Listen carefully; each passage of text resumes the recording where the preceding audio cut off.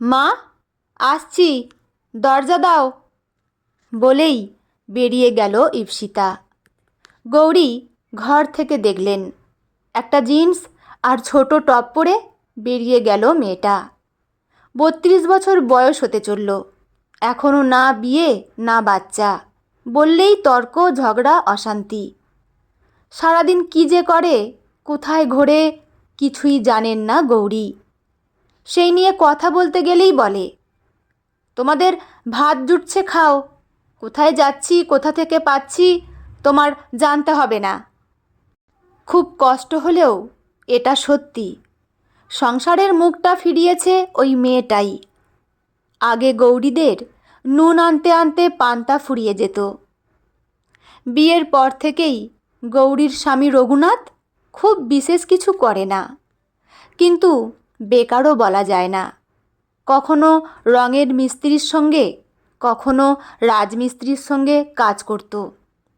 কলের কাজটাও জানতো বলে সেটুকু থেকে কিছু আয় হতো।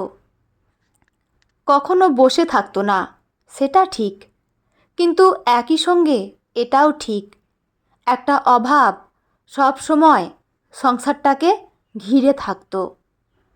ঈপ্সিতার আয়ের হাত ধরে এখন একটু ঠিকঠাক জায়গায় এসেছে গৌরীর পরিবার। খুব বেশি দূর পড়াতে পারেনি মেয়েটাকে, কোনো রকমে বিকমটা পড়েছে ঈপ্সিতা, কিন্তু মেয়েটার চেষ্টার জন্য আজ গৌরীর সংসার ভরপুর। রঘুনাথও খুব খুশি, কিন্তু গৌরী কেন যে কিছুতেই খুশি হতে পারেননি।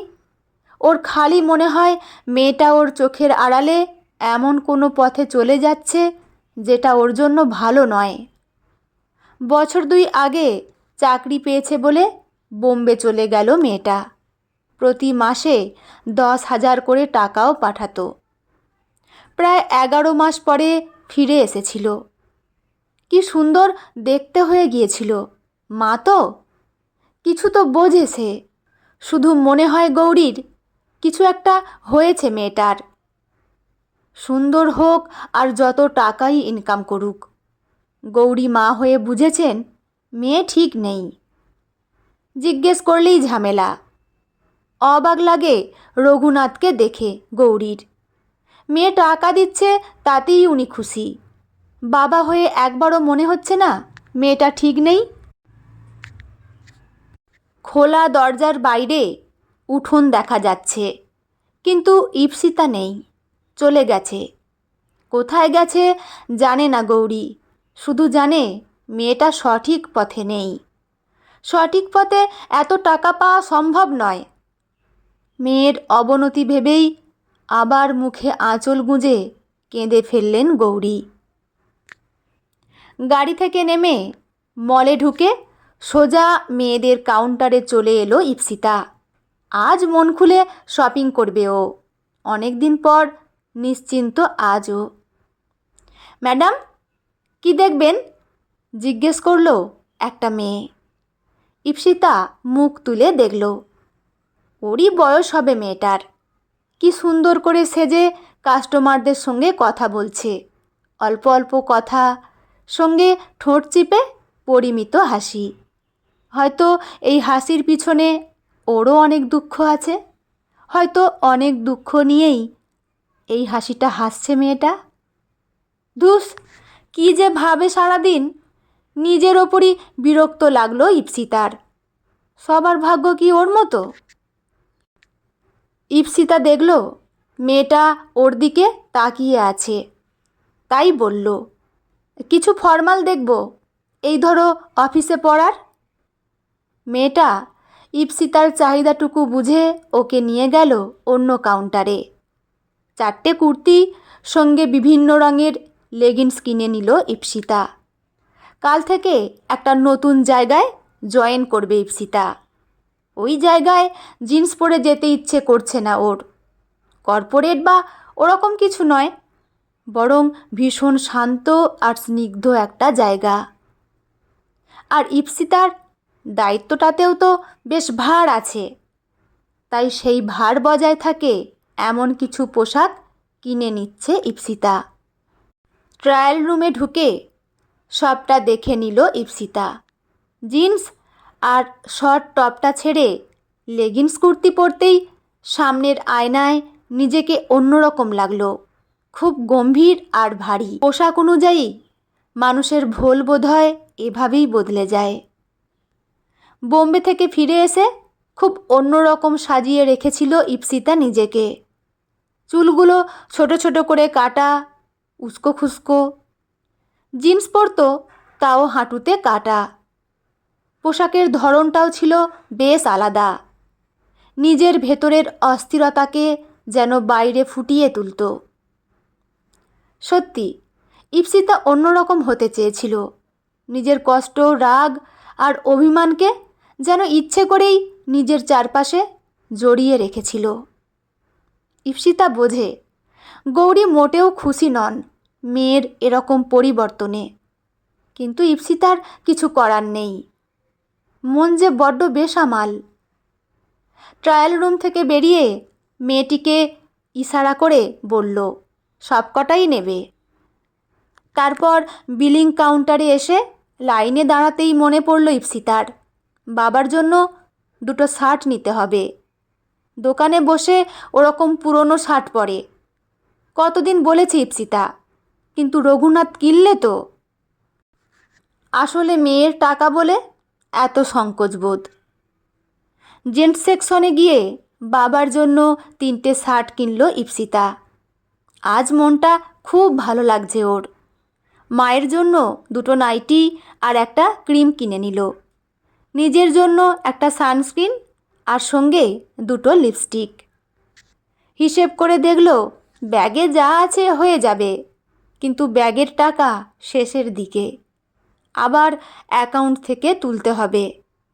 অ্যাকাউন্টও যে খুব শক্তপোক্ত তা নয়, আসলে বোম্বে থেকে ফিরে এসে ওটা বেশ ভারী ছিল। ওটা দিয়েই বাবাকে মুদির দোকান খুলে দিয়েছে ইপসিতা, সঙ্গে মাকে সেলাই মেশিন কিনে দিয়েছে। ওখান থেকে ওদের দুজনের চলে যায় মোটামুটি। আসলে ছোট থেকেই ইপসিতা বাবা মায়ের লড়াইটা দেখেছে। খুব খাটতো ওর বাবা, কিন্তু ভাগ্য কখনো সঙ্গে ছিল না মানুষটার। তাই হয়তো বাবা মায়ের জন্য এত খারাপ লাগে ইপসিতার। তাই তো বিজ্ঞাপন থেকে যোগাযোগ করে রাতারাতি বোম্বের প্রস্তাবটা মেনে নিয়েছিল ও। ফিরেও ছিল অ্যাকাউন্ট ভর্তি করে। ওখান থেকে ফিরে 3টে মাস কেমন ঘোরের মধ্যে ছিল। তখন সংসারটা ওই জমানো টাকা থেকেই চলেছিল। তারপর বাবার দোকান, মায়ের মেশিন, সব মিলিয়ে অ্যাকাউন্টটা বেশ হালকা এখন। তারপর অবশ্য টুকটাক কাজ করত, কিন্তু মন মতো ছিল না সেসব। কাল যেখানে জয়েন করবে সেটা খুব পছন্দের জায়গা ইপসিতার, তাই হয়তো এত আয়োজন। ম্যাম, 6800। দুদণ্ড ভেবে ব্যাগ খুলে বের করে টাকাটা দিল ইপসিতা। মনে মনে ভাবল কাল থেকে তো নতুন জায়গায় যাচ্ছে, সব পুষিয়ে যাবে, মনটাও বেশ ভালো থাকবে। আর অ্যাকাউন্ট যেরকমই থাক, আর আগের ভুল করবে না। যাই হয়ে যাক, আর ওই পথ মারাবে না, বড্ড কষ্ট তাতে, মনে মনে বলল ইপসিতা। প্যাকেটগুলো হাত বাড়িয়ে নিতে নিতেই শুনল, আরে ইপসিতা না? নিজের নামটা শুনে ঘুরে তাকালো ইপসিতা। এ কাকে দেখছে ও? বুকের ভিতরটা কেমন করে উঠল ইপসিতার। আজ প্রায় বছর 2 পরে দেখা হলো। ইপসিতার চোখ মুখ দেখে নিজেই আবার বলল সম্পদ, আরে কি চেহারা করেছো নিজের। ইপসিতার এবার কান্না পেয়ে গেল। কারো চোখে যদি সামান্য যত্ন দেখে এরকমই কান্না পায় ওর। আসলে ইপসিতার জীবনে যত্ন করার লোকের বড্ড অভাব। ইচ্ছে করছে বলে তোমার মতো আর কেউ যত্ন করেনি, কিন্তু সেসব ভাবনাকে দূরে সরিয়ে ইপসিতা সহজ হয়ে বলল, 2 দিন জ্বর কাটিয়ে উঠলাম, তাই হয়তো এমন লাগছে। আপনি একা? দিদি, বাবু সব কোথায়? জুডো, দাঁড়াও, দাঁড়াও বলছি। বলতে বলতে আসছে জয়িতা। ঈপ্সিতা দেখল একটা বাচ্চা এসে ছুট্টে ওর পা দুটো জড়িয়ে ধরেছে, আর থমকে দাঁড়িয়েছে জয়িতা। যতই মুখে হাসি থাকুক, ঈপ্সিতাকে দেখে যে জয়িতা স্বস্তিতে নেই এটা বেশ বুঝেছে। আর বুঝতে বাকি নেই, এই বাচ্চাটাই সে, যাকে 1 মাস বয়সে রেখে চলে এসেছিল ঈপ্সিতা। সম্পদ বলল, ঈপ্সিতা, এই যে তোমার বাবু। তোমার বাবু? কথাটা কানে লাগলো ঈপ্সিতার, আর সেই কথার জোর থেকেই ও 2 হাত দিয়ে টেনে তুলে বুকে জাপটে নিল বাচ্চাটাকে। নাক ঘষে গন্ধ নিল শরীরের। কি অপূর্ব শান্তি! যখন ওকে রেখে এসেছিল কত ছোট, চোখও খুলতো না ঠিক করে। জন্মের পর থেকে একবারের জন্য ওর কাছে দেয়নি বাচ্চাটাকে জয়িতা আর সম্পদ। শুধু যেদিন চলে আসবে কয়েক সেকেন্ডের জন্য বুকে জড়িয়ে ধরেছিল ঈপ্সিতা। ঈপ্সিতা দেখল জুডো কেমন সুন্দর আদর খাচ্ছে। একবার মনে হচ্ছে এখান থেকে ওকে বুকে নিয়েই 1 ছুটে পালিয়ে যায়। এমন জোরে দৌড়াবে যাতে সম্পদ আর জয়িতা ধরতে না পারে। কিন্তু কিভাবে পালাবে ও? ও যে দায়বদ্ধ।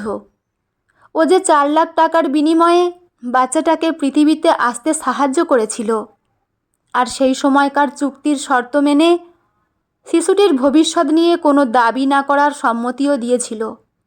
তাহলে কি করে পারবে ও ওকে নিয়ে পালাতে? দিনটা খুব ভয়ঙ্কর ছিল। সেদিন গৌরীর খুব বাড়াবাড়ি, শ্বাসকষ্ট সঙ্গে জ্বর। হোমিওপ্যাথি ডাক্তারটুকুই দেখাতে পেরেছিল ঈপ্সিতা। বাড়িতে চাল কেনার টাকাও ফুরিয়েছিল। কত লোককে একটা চাকরির কথা বলেছে ঈপ্সিতা, কেউ কোনো খোঁজ দিতে পারেনি। কিন্তু ওর পরিচিত এক দিদি একটা বিজ্ঞাপন দেখিয়েছিল, সারোগেসি সংক্রান্ত বিষয়ে আগ্রহী হলে যোগাযোগ করুন 9830-এ। বিস্তারিত তথ্য ও প্রয়োজনীয় প্রক্রিয়া জানানো হবে। বিষয়টা কিচ্ছু বুঝতো না ঈপ্সিতা। ফোন করেছিল সঙ্গে সঙ্গে। 2-1 কথার পর টাকার অঙ্কটা শুনে এক বাক্যে হ্যাঁ করে দিয়েছিল ঈপ্সিতা। ফোনে সেদিন বলা হয়েছিল প্রথমে মেডিকেল টেস্ট হবে, চিকিৎসকের মূল্যায়নের পরই পরবর্তী সিদ্ধান্ত নেওয়া যাবে। ফোন রেখে ঘরে ঢুকতেই ঈপ্সিতা দেখেছিল গৌরী বমি করে ভাসাচ্ছে। ঈপ্সিতা বুঝেছিল ডাক্তার না দেখালে মাকে বাঁচানো যাবে না। ঘরে তখন 20 টাকাও খুঁজে পাওয়া একটা বিশাল ব্যাপার। আবার বাইরে গিয়ে ফোন করলো ঈপ্সিতা। খুব কাকুতি করে বলেছিল, আমাকে 1000-2 টাকা এক্ষুনি দিতে পারবেন? আমি কথা দিচ্ছি চিকিৎসকের পরামর্শ অনুযায়ী সব কিছু করতে রাজি থাকব। কিছুক্ষণ থেমে লোকটা বলেছিল, কিভাবে পাঠাবে? পাশের বিশু কাকার অ্যাকাউন্ট নম্বর দিয়েছিল সেদিন ঈপ্সিতা। পরের দিন সেই টাকা তুলে দিল বিশু কাকা। তারপর মাকে নিয়ে গিয়েছিল ডাক্তারখানায়। আজও মনে পড়ে ঈপ্সিতার। ফেরার সময় বড় রাস্তার পাশের শনি মন্দিরে মানত করেছিল ও, যাতে শেষ পর্যন্ত কাজটা করতে পারে। কারণ ততদিনে ঈপ্সিতা জেনে গিয়েছিল পুরো প্রক্রিয়াটার জন্য নির্দিষ্ট চিকিৎসাগত ও আইনগত যোগ্যতা পূরণ করতে হয়। সেদিন খুব প্রার্থনা করেছিল ও, না, একদমই মোটা টাকার জন্য না, শুধু ওই লোকটার জন্য যে এক কথায় অচেনা একটা মেয়েকে বিশ্বাস করে টাকাটা দিয়ে দিয়েছিল। আজ সেই মানুষটাই সামনে দাঁড়িয়ে আছে, সম্পদ। ঈপ্সিতা, তুমি রোগা হয়ে গেলে কেন এত? জয়িতার কথায় অতীত বর্তমানে ফিরল ঈপ্সিতা। তখনও বাচ্চাটা ওর বুকে লেপ্টে আছে, এক ফোঁটা কান্না নেই।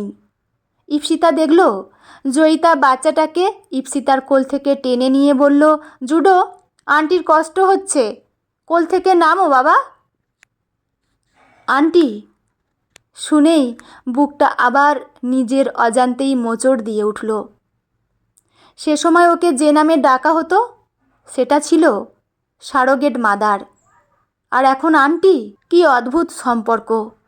কোনো কাগজে হয়তো ওর পরিচয় নেই, অথচ নিজের শরীরের ভেতর দিয়ে শিশুটাকে পৃথিবীর আলো দেখিয়েছে ও। জুডোও মায়ের ডাক শুনে নেমে গেল ইপ্সিতার কোল থেকে। ইপ্সিতা বাধা দিল না। যে সম্পর্কের দায়িত্ব ও অন্যের হাতে তুলে দিয়েছে সেই সম্পর্কের ওপর জোর করে অধিকার দেখিয়ে লাভ নেই। জয়িতা বলল, শরীরের যত্ন নাও ইপ্সিতা। যত্ন? কত যত্ন নিয়েছিল এই জয়িতা আর সম্পদ সেই সময়। ডাক্তার যখন বলেছিলেন প্রয়োজনীয় পরীক্ষা নিরীক্ষা ও চিকিৎসাগত মূল্যায়নের পর ইপ্সিতাকে এই প্রক্রিয়ার জন্য উপযুক্ত বলে জানানো হয়েছিল, তখন ওর মাথায় শুধু ঘুরছিল 4 লাখ টাকা। কারণ ততদিনে অনেক স্বপ্ন দেখে ফেলেছিল ও। কিভাবে সংসারটাকে বাঁচাবে, কিভাবে বাবা মাকে ভালো রাখবে, কিভাবে তাদের জীবনে একটু স্বস্তি ফিরিয়ে আনবে। হয়তো সম্পদ আর জয়িতাও নিজেদের ভবিষ্যৎ নিয়ে স্বপ্ন দেখতে শুরু করে দিয়েছিল। ওদেরও তো অনেক দিনের অপেক্ষা, অনেক আশা। কতবার ডাক্তারকে বলেছে ইপ্সিতা, আমি বিয়ে করব না কোনো দিনও, আমার নিজের সংসার করার ইচ্ছে নেই, বাবা মাকে নিয়েই আমার সংসার। কথাটা শুনে ডাক্তার শুধু বলেছিলেন, জীবনের সিদ্ধান্ত ইপ্সিতাকেই নিতে হবে। ভবিষ্যতে নিজের জীবন নিয়ে কী সিদ্ধান্ত নেবে সেটা সম্পূর্ণ ওর ব্যক্তিগত বিষয়। ইপ্সিতা তখন শুধু 4 লাখ টাকার কথাই ভাবছিল। ওই টাকায় বাবার একটা দোকান করবে, মায়ের জন্য একটা সেলাই মেশিন কিনবে, সংসারের ধার দেনা মেটাবে। কত স্বপ্ন যে তখন চোখের সামনে ভেসে উঠেছিল। আসলে ওরা কলকাতায় থাকলেও চাকরি সূত্রে বোম্বেতে থাকে সম্পদ। তাই পরিবারের থেকে দূরে থাকায় ব্যক্তিগত বিষয়গুলো সামলানোও ওদের কাছে সহজ ছিল। আর ইপ্সিতাও বোম্বেতে চাকরি পেয়েছে বলে চলে গিয়েছিল। কত যত্নে রেখেছিল ওরা ইপ্সিতাকে। মনে পড়ল ইপ্সিতার। পা ফুলে যেত, জয়িতা পা টিপে দিত। কত রাত ইপ্সিতার মাথার কাছে ওর যত্ন করতে করতে ঘুমিয়ে পড়েছিল জয়িতা। আর সেটা দেখেই ইপ্সিতা ভেবেছিল ওরা হয়তো সত্যিই ইপ্সিতাকে ভালোবেসে ফেলেছে। বমি করলে সম্পদ সেটা পরিষ্কার করে ভাত মেখে খাইয়ে দিত। শেষের মাসগুলো যখন ঘুমোতে পারত না ইপ্সিতা, সম্পদ এসে মাথায় হাত বুলিয়ে ঘুম পাড়িয়ে দিত। মেয়ের মন তো চারিদিকে শুধু ভালোবাসাই খোঁজে। বাড়ির নড়বড়ে অবস্থা থেকে ইপ্সিতা কখনো বিয়ে, স্বামী, বাচ্চা এসবের স্বপ্ন দেখেনি। কিন্তু সম্পদের কাছাকাছি আসতে আসতে ওর যত্নে কেমন যেন মনটা ভালোবাসার কাঙাল হয়ে গিয়েছিল ইপ্সিতার। যদিও বাচ্চাটা হওয়ার 2-4 দিন পরই ইপ্সিতা বুঝে গিয়েছিল এসব যত্নের কেন্দ্রবিন্দু ছিল আসন্ন শিশুটাই। সম্পদ আর জয়িতার বহুদিনের স্বপ্নের সন্তান। সত্যি তো, ইপ্সিতার ভূমিকা ছিল আলাদা। ও নিজের শরীরের মাধ্যমে শিশুটাকে পৃথিবীতে আসতে সাহায্য করেছিল। তার বিনিময়ে পেয়েছিল 4 লাখ টাকা। আর তো কোনো লেনদেন নেই। তাহলে কিসের কষ্ট ওর? আসি ইপ্সিতা। ইপ্সিতা শুনল জয়িতা বলছে।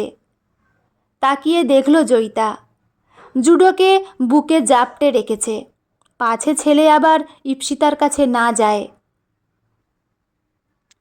ইপ্সিতা স্বাভাবিক হয়ে জয়িতাকে বলল,